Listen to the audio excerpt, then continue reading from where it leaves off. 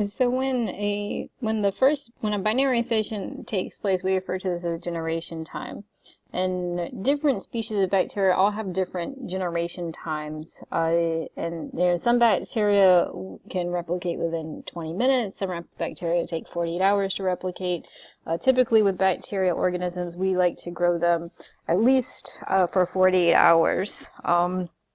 And so an organism like E. coli has a generation time of about 20 minutes. And this is important to note because this enables us to figure out how many bacterial cells we can culture inside of a laboratory setting. It also allows us to determine kind of how infectious a bacterial organism can be in terms of its generation time. So for binary fission to take place, what happens is you have a parent bacterial cell with the chromosome inside of it. And remember, this chromosome is circular in nature. The DNA of the bacteria gets replicated inside the cell. So here's the parental cell, and the parental cell will then start undergoing DNA replication. So it will have 2 copies of the genetic code inside of it. And then what will happen is that bacterial cell will start to generate a septum between the two copies of the DNA. And once that septum is formed, it's going to cause a cleavage furrow, which will essentially allow the 2 cells to separate.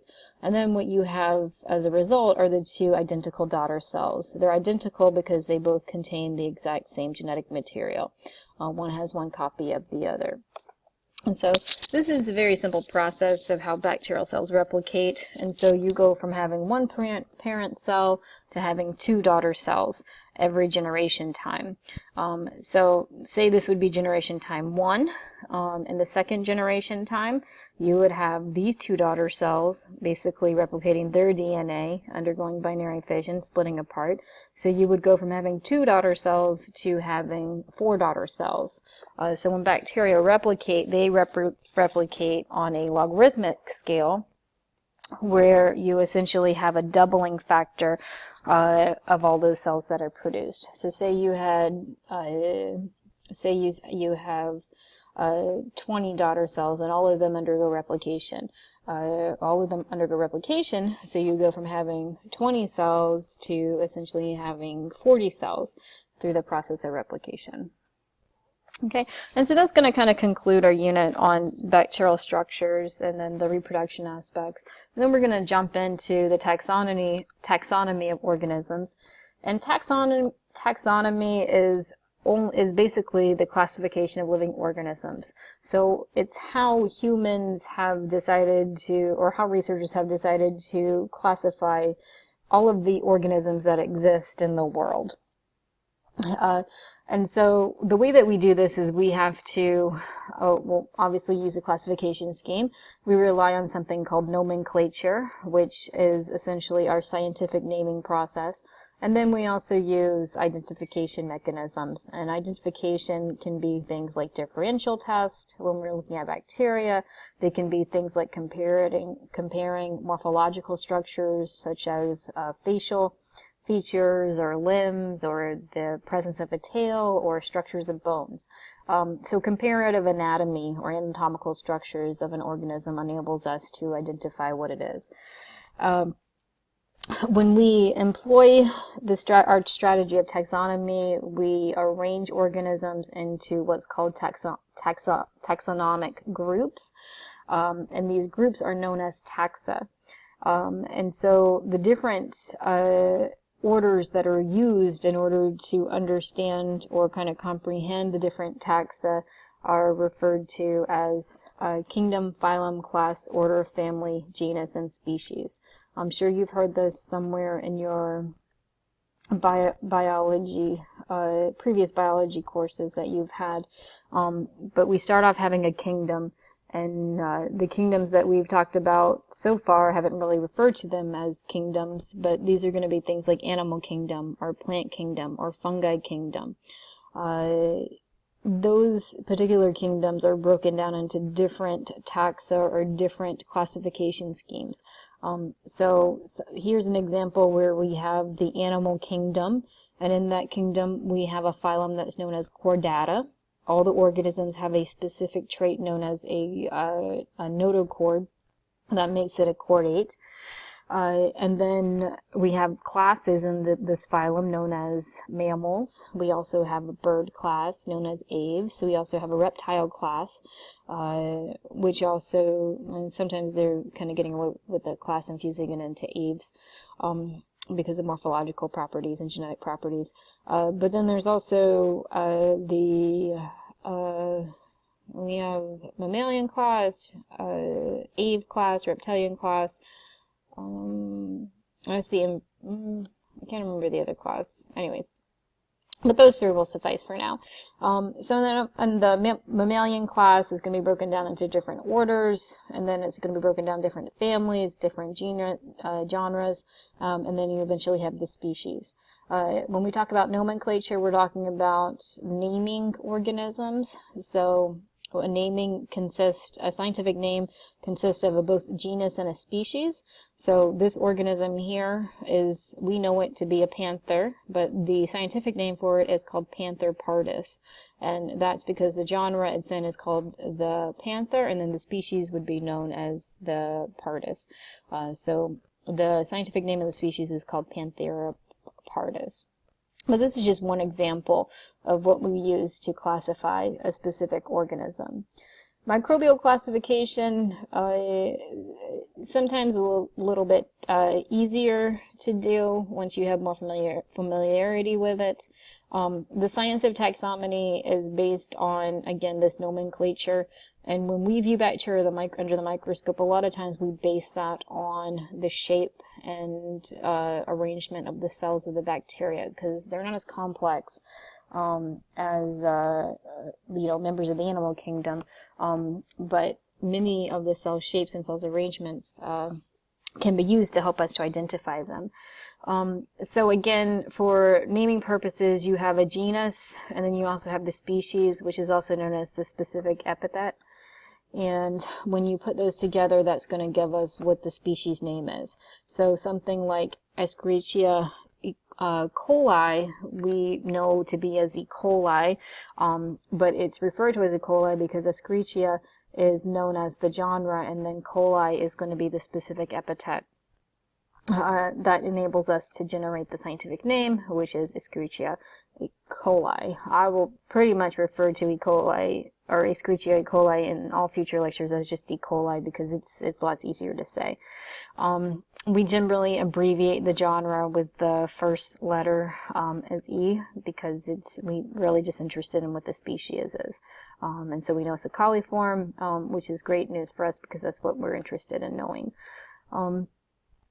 So when you see something like SP designated after a specific genre, that simply just means single species. When you see something like SPP, that just stands for more than one species. And I think when I was talking about Pseudomonas aeruginosa, I think in the lecture it was kind of classified as SPP, so I just want to kind of clarify that. The taxonomic ranks that we use to understand different organisms is a hierarchical structure. So you have essentially a kingdom that contains a lot of organisms, and then in that kingdom you have different divisions of the organisms. Then you have different classes, different orders, different families, different genres, different species. So a whole lot of different organisms are grouped within these these categories, but when we look at the genetic attributes as well as the morphological attributes, that helps us to distinguish the different species all the way down to this level, which helps in our understanding of them. So how are organisms classified? Well, they're classified based on their similarities as well as their differences. The kingdoms that exist are the bacteria in the Archaea kingdom, also known as the prokaryote kingdom. We also have the Protist kingdom, which consists of algae and protozoans. There's the fungi kingdom, the plant kingdom, and the animal kingdom. Viruses, remember, aren't considered living entities. They don't fit into any kingdom. We just refer to them as being acellular, and we don't classify them in this hierarchical structure. We use a different methodology to figure out what types of viruses are out there and how to classify them. And here's a nice image of kind of the kingdom system that exists. So again, we have, well actually this is kind of an old system where we used to refer to our bacteria and archaea groups as not kingdom Prokaryote, but kingdom Monera. So I don't think most textbooks really use this anymore. I don't know why this one is still considered to be used by Lippincott and Wilkins. Because the Monerans groups are pretty much outdated and we just refer to them as prokaryotic organisms. And then in the newer model you have all of these guys here pretty much known as the eukaryotics. So you have prokaryotics versus eukaryotics, which is what we spend a lot of time talking about. So this particular kingdom system of five kingdom system of classification is kind of outdated because it still expresses the Monerans group. When I was in undergrad, that was a big thing, but research has kind of changed the way that this diagram is now. Okay, so really what we have now is kind of the three-domain system. So we went from having the traditional five kingdoms, where we had that Moneran group, which consists of prokaryotic organisms, to this three-domain system where you have the archaea group, you have the bacteria group, and then you have all the eukaryotic organisms. So here is a much more modernized version of what the current accepted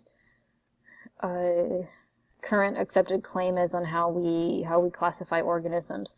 So we have the archaea group, which are prokaryotic cells. We have the bacteria group, which are prokaryotic cells, and then everybody else falls into eukarya. And we've already spent, well, I've already spent, you know, an hour, more than an hour, discussing the differences between those. So you should be pretty savvy on that.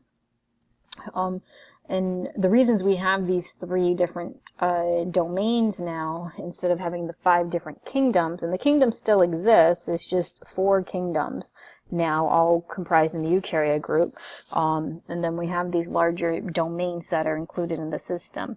But the reason they exist is because of the differences in the ribosomal RNA structures. The ribosomal RNA is interesting because it's a very conserved type of protein that you'll find inside of a cell, or conserved genetic material that you'll find inside of these organisms. And by comparing the conservative nature, once you see differences in here, that can enable you to classify archaea, bacteria, and eukarya a little bit differently. So all of the rRNAs among these groups are pretty much the same, whereas bacteria and archaea are going to reflect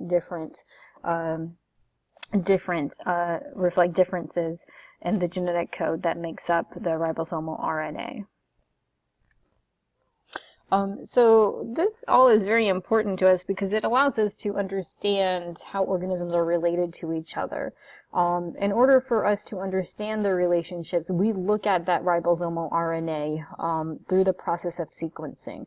And sequencing, again, allows us to look for patterns within the ribosomal RNA that are either conserved or either changed. So we look for things like mutations, which are indicative of evolution in organisms. So you can take something simple like this ribosomal RNA sequence and just simply look for patterns in it. The ribosomes, as I said before, are made up of two subunits, a small subunit and a large subunit. And the small subunit is made of only one ribosomal RNA molecule. And that's coded for by a gene known as 16S ribosomal RNA gene in prokaryotes. But in eukaryotes, the gene is coded in the 18S ribosomal RNA. So comparing the different genes from these different ribosomal subunits have allowed us to determine that there are distinct differences between the archaea groups, the bacteria groups, and the eukaryotic organisms. So that's how we're able to kind of evaluate and understand the interrelatedness or the relationships that exist between organisms and helping us to understand where organisms evolved from. So to figure out how closely related these organisms are, we simply compare the nucleotide-based pairs that exist in the 16S ribosomal RNA gene to those that are found in the 16S ribosomal gene of other organisms.